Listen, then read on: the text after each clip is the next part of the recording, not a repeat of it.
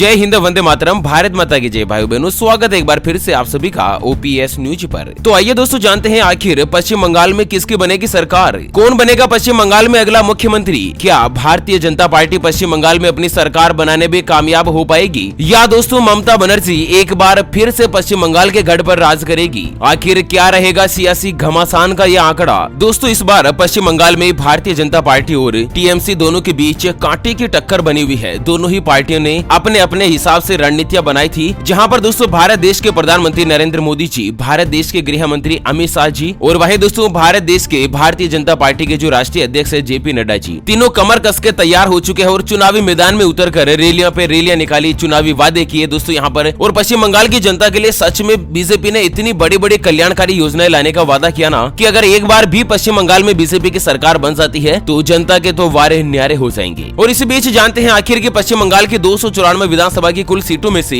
किस किस पार्टी को कितनी कितनी सीटें मिल सकती है। 294 में से बीजेपी को कितनी मिल सकती है, तृणमूल कांग्रेस पार्टी को कितनी मिल सकती है, सीपीआईएम को कितनी मिल सकती है और कांग्रेस को कितनी मिल सकती है। तो एक एक करते हुए जानते हैं पश्चिम बंगाल की कुल 294 विधानसभा सीटों के ओपिनियन पोल और ताजा एग्जिट पोल के बारे में। ऐसे में दोस्तों वीडियो के साथ आखिर तक जरूर बने रहिएगा। चलिए सबसे पहले शुरुआत कर लेते हैं पश्चिम बंगाल के वर्धमान जिले से। दोस्तों वर्धमान जिले में विधानसभा की कुल 16 सीटें हैं और 16 सीटों के इस जनता की राय के एग्जिट पोल के बारे में अगर दोस्तों चर्चा करें तो यहाँ पर भारतीय जनता पार्टी को मिल सकती है 16 में से 11 सीटें, जबकि टीएमसी को मिल सकती है दोस्तों 16 में से 4 सीटें, जबकि सीपीआईएम यहाँ पर 1 सीट हासिल करने में कामयाब हो सकती है। जी हाँ दोस्तों, वर्धमान में 16 में से 11 बीजेपी को, 4 टीएमसी को और 1 सीट सीपीआईएम पार्टी को मिल सकती है। दक्षिण दिनाजपुर जिले की चर्चा करते हैं तो यहाँ पर विधानसभा की कुल 6 सीटें हैं। इन 6 सीटों में दोस्तों जनता की राय के मुताबिक आखिर कितनी कितनी सीटें किस किस को मिल सकती है, तो दोस्तों 6 में से बराबर आधा आधा रेशो यहाँ पर बैठ सकता है। टीएमसी और बीजेपी दोनों ही पार्टियां दोस्तों बराबर बराबर यहाँ पर समर्थन कर सकती है। दोस्तों 6 में से 3 सीटों के आसपास भारतीय जनता पार्टी को, जबकि 3 सीटें ही तृणमूल कांग्रेस पार्टी को यहाँ पर मिल सकती है। अगली चर्चा करते हैं अलीपुर द्वार की। यहाँ पर विधानसभा की कुल 5 सीटें हैं। दोस्तों मैं एक छोटी से आपसे गुजारिश करना चाहूंगा, अगर आप केंद्र में नरेंद्र मोदी जी को पसंद करते हैं प्रधानमंत्री के रूप में, यानी कि अगर आप चाहते हैं दोस्तों कि भारत देश के अगले प्रधानमंत्री भी नरेंद्र मोदी जी बने, तो इस वीडियो को लाइक करने के साथ ही दोस्तों अपना समर्थन जरूर बताइएगा। आज देखते हैं वीडियो को कितने लाइक मिलते हैं नरेंद्र मोदी जी के लिए और दोस्तों कितने व्यक्ति नरेंद्र मोदी जी को सपोर्ट करते हैं, समर्थन करते हैं। तो चलिए दोस्तों अलीपुर द्वार जिले की चर्चा करें तो यहाँ पर विधानसभा की कुल 5 सीटें हैं। 5 में से 1 सीट पर बीजेपी जीत हासिल कर सकती है, जबकि दोस्तों 4 सीटों पर तृणमूल कांग्रेस पार्टी यानी कि ममता बनर्जी का जीत का रिकॉर्ड दर्ज हो सकता है। पश्चिम मेदिनीपुर जिले में दोस्तों विधानसभा की 15 सीटें हैं। यहाँ पर 15 सीटों में दोस्तों जिस तरह से आंकड़े जो साबित हो रहे हैं, सामने आ रहे हैं ना, 15 में से 9 सीटों पर भारतीय जनता पार्टी, 5 सीटों पर तृणमूल कांग्रेस पार्टी, जबकि दोस्तों 1 सीट पर सीपीआईएम पार्टी जो है वो जीत का रिकॉर्ड बना सकती है। अगली चर्चा करते हैं पश्चिमी वर्धमान जिले की। पश्चिमी वर्धमान जिले में दोस्तों विधानसभा की 9 सीटें हैं। 9 सीटों पर जिस तरह से यहाँ पर आंकड़े सामने आ रहे हैं ना, 9 में से 5 सीटों पर भारतीय जनता पार्टी जीत हासिल कर सकती है और वहीं 2 सीटों पर तृणमूल कांग्रेस पार्टी, जबकि 2 सीटें ही सीपीआईएम पार्टी के खाते में जा सकती है। झारग्राम जिले की चर्चा करें दोस्तों, यहाँ पर बीजेपी जो है ना काफी अच्छा प्रदर्शन कर सकती है इस बार विधानसभा के चुनाव में। और जिस तरह से बीजेपी ने दोस्तों जनता के लिए जो वादे किए थे, उसके मद्देनजर दोस्तों की भारतीय जनता पार्टी में अपने घोषणा पत्र में किसान, अनुसूचित जाति, जनजाति और मछुआरों को लेकर खास वादे किए गए। और इसी के साथ दोस्तों पश्चिम बंगाल में किसानों के लिए किसान सम्मान निधि की बकाया राशि दिए जाने का वादा भी भाजपा ने अपने घोषणा पत्र में किया। स्पेशली दोस्तों महिलाओं को नौकरी में 33% का आरक्षण दिया जाएगा। जितने भी किसान परिवार है उनको दोस्तों किसान सम्मान निधि का बकाया 18,000 रूपए दिए जाएंगे और उसके बाद केंद्र 6,000 रूपए 1 साल के देगा, जबकि राज्य 4,000 रूपए देगा। इसे मिला के सभी किसानों को 1 साल में लगभग 10-10 हजार रूपए यहाँ पर पश्चिम बंगाल में मिलने वाले हैं। हर एक किसान को दोस्तों 10-10 हजार रूपए की सहायता राशि दी जाएगी अगर बीजेपी की सरकार बनती है तो। 10,000 रूपए साल की कोई छोटी मोटी रकम नहीं है दोस्तों। और वहीं मछुआरों को हर साल लगभग 6-6 हजार रूपए की सहायता राशि दी जाएगी। और जितने भी त्योहार आते हैं ना पश्चिम बंगाल में, हर त्योहार बेरोक टोक मनाया जाएगा। कोर्ट की मंजूरी की जरूरत कहीं पर भी नहीं होगी। और वहीं ओबीसी आरक्षण में कई समुदायों को जोड़ा जाएगा। सभी महिलाओं के लिए केजी से लेकर पीजी तक की हर एक पढ़ाई जो है ना बिल्कुल फ्री में की जाएगी। और सबसे महत्वपूर्ण क्या है कि पब्लिक ट्रांसपोर्ट में यानी कि जो सरकारी रोडवेज की बसें चलती है उसमें महिलाओं की यात्रा बिल्कुल फ्री में होगी। महिलाओं से 1 रुपया भी यात्रा किराए के नाम पर नहीं लिया जाएगा। इस किसान परिवार जिनके पास बिल्कुल भी जमीन नहीं है यानी कि भूमिहीन किसान परिवार है, उनको हर साल 4-4 हजार रूपए की आर्थिक सहायता राशि भारतीय जनता पार्टी की सरकार की तरफ से दी जाएगी। 3 नए एम्स हॉस्पिटल बनाए जाएंगे। हर परिवार में से कम 1 सदस्य को रोजगार दिया जाएगा। इस तरह से बीजेपी ने कितनी महत्वपूर्ण और दोस्तों बड़ी बड़ी घोषणाएं की है, बड़ी योजनाएं निकाली है दोस्तों, बड़े वादे किए हैं। देखना यह है कि आखिर इस बार जनता जो है ना वो किस प्रकार से मुख्यमंत्री पद का चुनाव करेगी, यहाँ पर दोस्तों जानते हैं जनता की राय के बारे में। झारग्राम जिले में दोस्तों विधानसभा की 4 सीटें हैं और 4 में से चारों की चारों सीटें भारतीय जनता पार्टी को मिल सकती है। हुगली विधानसभा में दोस्तों कुल यहाँ पर 18 सीटें हैं। 18 सीटें जो जिस तरह से विधानसभा की है ना, इनमें से आधी सीटें दोस्तों भारतीय जनता पार्टी हासिल कर सकती है, यानी कि 18 में से 9 सीटों पर बीजेपी की जीत हो सकती है। 5 सीटों पर तृणमूल कांग्रेस पार्टी की, जबकि दोस्तों सीपीआईएम पार्टी यहाँ पर 1 सीट हासिल कर सकती है। और वहीं कांग्रेस पार्टी जो है ना वो दोस्तों 2 सीटें मिलने की उम्मीद जताई जा रही है, जबकि एक सीट किसी अन्य पार्टी के खाते में भी जा सकती है। अगली चर्चा में बात करते हैं दोस्तों मालदाह जिले की। मालदाह जिले में विधानसभा की कुल 12 सीटें हैं और बात करें 12 सीटों पर जिस तरह से जनता का जो सपोर्ट सामने आ रहा है ना, 12 में से 8 सीटों पर भारतीय जनता पार्टी, जबकि 3 सीटों पर दोस्तों तृणमूल कांग्रेस पार्टी जो है यहाँ पर जीत हासिल कर सकती है। और वहीं एक सीट पर सीपीआईएम पार्टी जीत हासिल कर सकती है, जबकि कांग्रेस या अन्य पार्टियों के खाते में 0 सीट मिलने की संभावना बताई जा रही है। कलिंगपोंग में दोस्तों मात्र 1 सीट है विधानसभा की और यहाँ पर ये जो सीट है ना वो भारतीय जनता पार्टी को हासिल हो सकती है।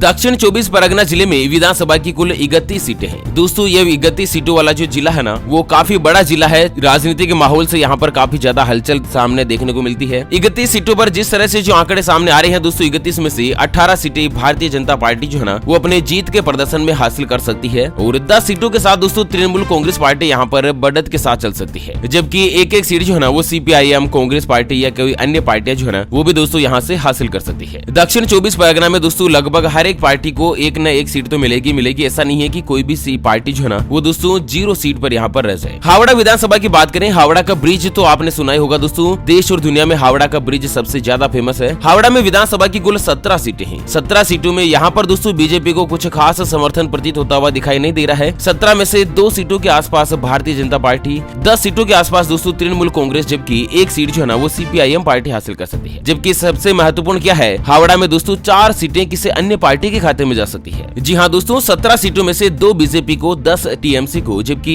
1 सीट सीपीआईएम को मिल सकती है। और वहीं अगली चर्चा करते हैं कूच बिहार जिले की। कूच बिहार जिले में जिस तरह से जो जनता का ओपिनियन पोल और जनता का जो एग्जिट पोल राय का आंकड़ा सामने आ रहा है ना, उसको जानकर आप खुद भी हैरान रह सकते हैं। जिस तरह से 8 विधानसभा सीटों वाले इस जिले में इतना जबरदस्त जनता का जो परिवर्तन देखने को नजर आ रहा है ना, जानते हैं इसके बारे में पूरी डिटेल और अगले 2-4 जिलों की चर्चा करने के बाद आखिर में चर्चा करेंगे कि पश्चिम बंगाल में कुल कितनी सीटें मिलेगी और अगला जो मुख्यमंत्री है वो कौन बन सकता है। लेकिन उससे पहले दोस्तों हमेशा की तरह एक नजर डाल लेते हैं आज के माइंड क्विज यानी कि गिवे वाले सवाल की तरफ। तो दोस्तों आज का माइंड क्विज वाला सवाल आप स्क्रीन पर देख पा रहे हैं। मर्यादा पुरुषोत्तम भगवान श्री राम को कितने साल का वनवास हुआ था? जी हाँ दोस्तों, दोबारा सुन लीजिएगा, मर्यादा पुरुषोत्तम भगवान श्री राम को कितने साल का वनवास हुआ था? ऑप्शन ए 12 साल का, ऑप्शन बी 14 साल का। तो फटाफट से लिखना है क्वेश्चंस का सही जवाब इस वीडियो के नीचे कमेंट बॉक्स में। और हाँ, सही जवाब देने वाले किसी एक खास कमेंट्स को सिलेक्ट किया जाएगा हमारी ओपीएस न्यूज टीम की तरफ से और उसे दिया जाएगा सैमसंग कंपनी का एक 10,000 mAh का शानदार पावर बैंक बिल्कुल फ्री। दोस्तों गिव बिल्कुल फ्री है, इसके लिए कोई भी चार्जेज वगैरह हमारी न्यूज टीम के द्वारा नहीं लिया जाएगा। और हाँ दोस्तों, मेरी आपसे पर्सनल रिक्वेस्ट है, गुजारिश है कि वीडियो के नीचे ज्यादा से ज्यादा संख्या में जय श्री राम भी अवश्य लिखिएगा। तो बात करते हैं कूच बिहार जिले की 8 विधानसभा सीटों की। तो दोस्तों 8 सीटों में 7 सीटें भारतीय जनता पार्टी जो है ना वो जबरदस्त जीत के साथ हासिल कर सकती है, जबकि एक आध सीट जो है ना वो टीएमसी पार्टी को मिल सकती है। जी हाँ दोस्तों, 8 सीटों में से 7 सीटें बीजेपी को मिल सकती है। कोलकाता की बात करें तो कोलकाता में कुल विधानसभा की 11 सीटें हैं। कोलकाता जो है ना दोस्तों पश्चिम बंगाल की राजधानी है। Capital city of the Paschim Bengal is Kolkata. और दोस्तों कोलकाता की जिस तरह से 11 विधानसभा की सीटों के जनता के जो आंकड़े सामने आ रहे हैं ना, उनके मद्देनजर दोस्तों बीजेपी और टीएमसी पार्टी दोनों ही पार्टियां यहाँ पर आधा आधा बहुमत हासिल कर सकती है, यानी कि 11 में से 5 सीटों पर बीजेपी की जीत हो सकती है, जबकि 5 सीटों पर ही तृणमूल कांग्रेस पार्टी की जीत हो सकती है, जबकि एक सीट कोलकाता में दोस्तों कांग्रेस पार्टी को मिल सकती है। उत्तर दिनाजपुर में विधानसभा की कुल 9 सीटें हैं और यहाँ पर 9 सीटों में जिस तरह से आंकड़े सामने आ रहे हैं ना, 9 में से 5 सीटें भारतीय जनता पार्टी की जीत के खाते में जा सकती हैं और वहीं 3 सीटों पर तृणमूल कांग्रेस पार्टी जो है ना वो दोस्तों 3 सीटों पर ही सिमट सकती है, जबकि 1 सीट मात्र जो है ना वो सीपीआईएम पार्टी को मिल सकती है। कांग्रेस और अन्य पार्टियां यहाँ पर कुछ भी सीट हासिल करती हुई नजर नहीं आ रही है। नादिया की चर्चा करें तो नादिया विधानसभा में कुल 15 सीटें हैं और 15 सीटों में जिस तरह से यहाँ पर जो जनता की राय सामने आ रही है, 15 में से 7 सीटों पर बीजेपी जीत हासिल कर सकती है, 5 सीटों पर तृणमूल कांग्रेस पार्टी यानी कि ममता बनर्जी की पार्टी के खाते में जा सकती है, जबकि 2 सीटें सीपीआईएम पार्टी के खाते में जा सकती है। बीरभूम में दोस्तों कुल विधानसभा की 11 सीटें हैं और यहाँ पर 11 सीटों में से 8 सीटें बीजेपी को मिलती हुई नजर आ रही है। जी हाँ दोस्तों, 11 में से दोस्तों बीरभूम जिले में जबरदस्त बहुमत मिल सकता है भारतीय जनता पार्टी को। जिस तरह से बंगाल में एक बार फिर से परिवर्तन की लहर देखने को मिल रही है, उसके मुकाबले में दोस्तों आंकड़े जो है ना वो बीजेपी को भारी पड़ते हुए नजर आ रहे हैं और तृणमूल कांग्रेस पार्टी यहाँ पर कांटे की टक्कर साबित कर सकती है। आखिर में देखेंगे दोस्तों कि कौन सी पार्टी यहाँ पर जीत हासिल कर सकती है। 11 में से 8 सीटों पर भारतीय जनता पार्टी, जबकि मात्र 1 सीट पर टीएमसी पार्टी यहाँ पर सिमट सकती है, जबकि 2 सीटों पर दोस्तों सीपीआईएम पार्टी भी जीत हासिल कर सकती है। बांकुड़ा विधानसभा की बात करें तो बांकुड़ा में विधानसभा की कुल 13 सीटें हैं। 13 सीटों में से 7 सीटें पे तो दोस्तों